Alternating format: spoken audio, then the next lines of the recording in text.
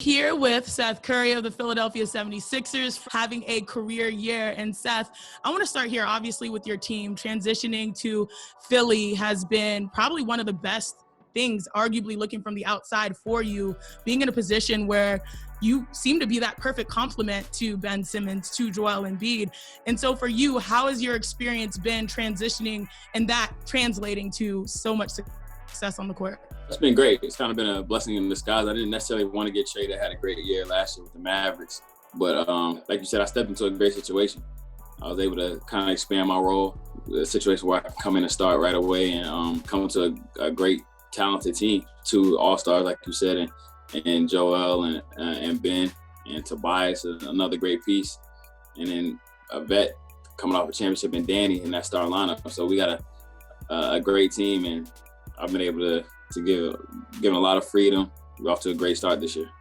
And for you personally, you're starting the most games of your career. I think it's 53 games so far. For you, how has it been just staying ready, especially for this moment? Because the 76ers are, you guys have been number one for the most part in the standings. So for you to be on the court as a starter and in this huge role, how have you personally with your game been able to stay ready? I mean, it's been an adjustment. It's been an adjustment when you're usually a bench player and a little bit less minutes is different. But especially this year, just taking care of your body, trying to stay healthy, stay in shape. A lot of games in a short period of time. So it's been different, but also with the expectations of this team is a learning experience too. We come in with a very talented team that expected to do a lot of things. So for us to get up to a great start was very helpful, and we're getting better as the team as the season goes along, having a lot of fun. And we know that the most important part of the season is coming up in a couple of weeks in the playoffs. So we got to get ready for that. With the Sixers, obviously, like, you're an important cog to that machine, but you recently said that Ben Simmons, which a lot of people have thoughts about him and his game and what he does on the court. As a player myself, I value the intensity he brings, especially defensively. And so we have a different scope when we see him and what he's able to do versus what people probably say, like, oh, stretch the floor, this need or that. You recently said that, playing with a player like Ben Simmons makes your life easier. I think a lot of people probably don't even think about the other side of what he truly brings. And so what made you say that? I mean, it's pretty simple. He brings it on both ends of the floor every night. I mean, like you said, the casuals or whatever, they just look at the stats, how many points he's scoring, assists, rebounds, whatever. And that doesn't tell the whole story, especially with a guy like Ben. You know what I'm saying? He's affecting the game on both ends, pushing the pace, creating shots for me, because you got to stop him to get into the rim. You got to put at least 1.5, two people in front of him. And he's a great passer. So there's a lot of guys out there that are scoring 20, 25, 30 points a game, whatever the case, and not affecting the game as much as he is. So we definitely appreciate what he does. And while he and Joel Embiid fight over Defensive Player of the Year, what's up with that, by the way? Like, was that just fun? It gets a little awkward, I ain't gonna lie.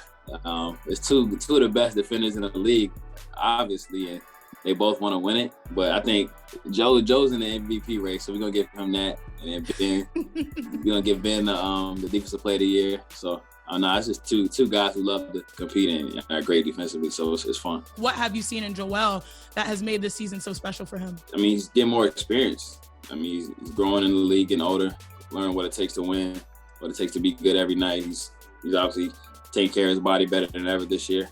And also, I think also with new coaching staff and Doc coming in, putting them in better situations.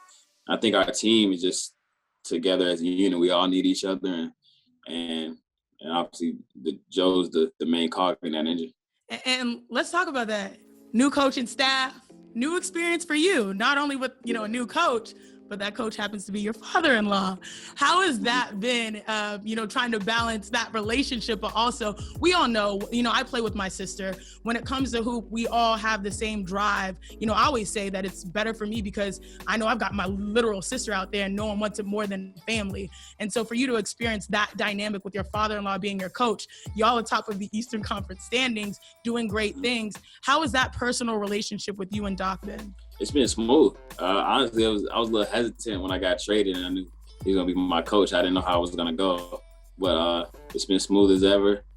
We come into the gym, handle our business, and that's what it is. You know what I'm saying? He had it much tougher in LA when he was coaching his actual son, Austin. So I mean, this is a walk in the park for him. You know, it's really fascinating because this season has been, as you mentioned, long and grueling, but I think the 76ers have been the team that a lot of people have loved to watch.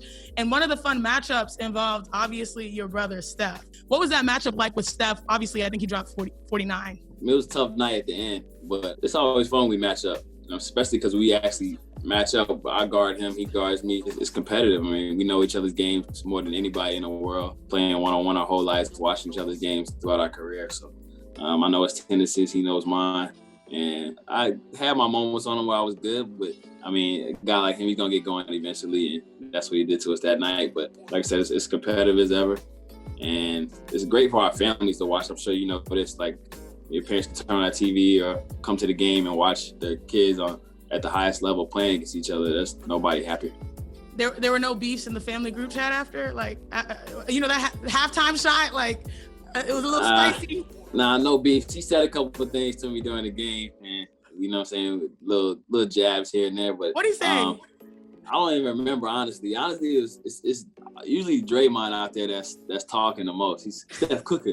Cook little bro, cook him. You know what I'm saying? Draymond's one of my favorite guys to compete against too, because he's always talking and gassing stuff up. But my record isn't, over the years, my record is not good against those guys. So I'm trying to change that over the next few.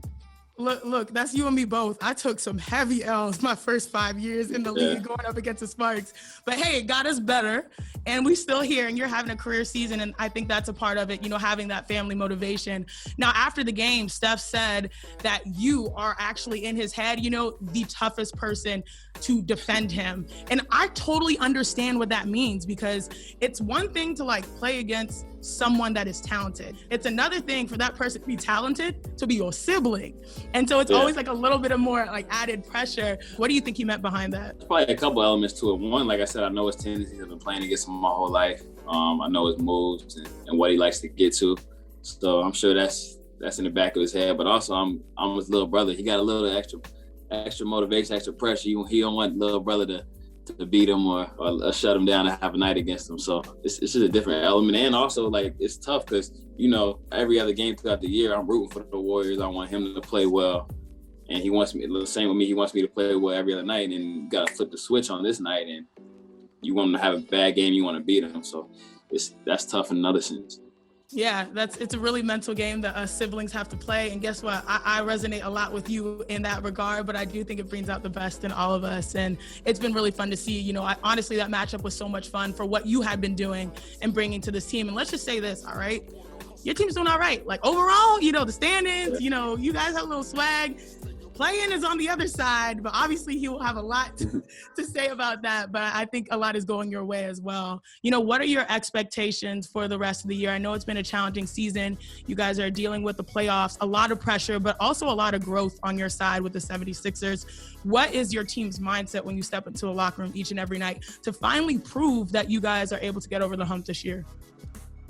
I mean, it's exciting. It's an exciting year. We're a very confident team. We know we got a lot of talent. We're together group, and hopefully we're getting better as the season goes along. So hopefully come playoff time, we're at our peak. We're number one in the East right now, but we don't want to be one of those teams that peak early in the season and fall off later. So like I said, there's a lot of expectations, and I mean, we have all the capabilities to be the last team standing at the end of the day. So I'm looking forward to it. Well, I've got y'all. I know everyone's talking about a lot of different teams in the East, and so I'm going to keep it spicy and just say I like what you guys do, because when it comes to the playoffs, defense matters. The game slows down, and I think you guys have the versatility on both ends, offensively with firepower, and then defensively to sort of shut anybody down that you see fit. But we'll see how things shake out. But very, very impressed with you so far this season, and more so with you and your family and your brand. And Callie, what made this become something that you both wanted to delve into? Maya Sarah reached out to us, and they're a minority-owned winery, which is very few and far between. And they reached out to us and wanted to work with Steph, specifically around a brand of wine where part of the proceeds goes towards an organization that supports social justice. And at that time, I was launching a social change fund with some of our clients at CAA.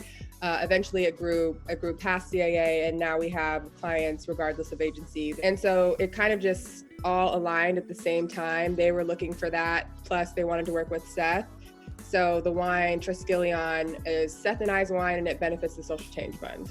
For both of you guys, this experience of, obviously the Rivers family, which we're very familiar with, and the Curry family, how has, this journey been together for you both? For me, it's been a lot of fun. I've actually talked to Aisha and Sadell along the way, because obviously they have their wine as well. So kind of learning from their experience and wondering what the differences are between the wines and how they went through the process and how we're going through the process. I also feel like the older you get, the more you appreciate learning.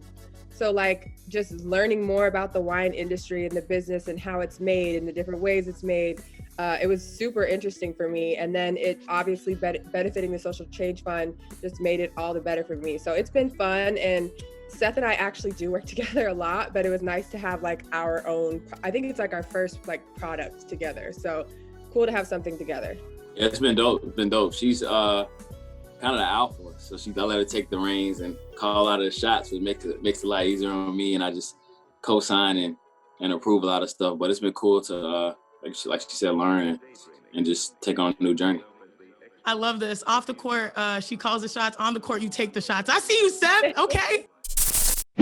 Thanks for watching ESPN on YouTube. For live streaming sports and premium content, subscribe to ESPN+.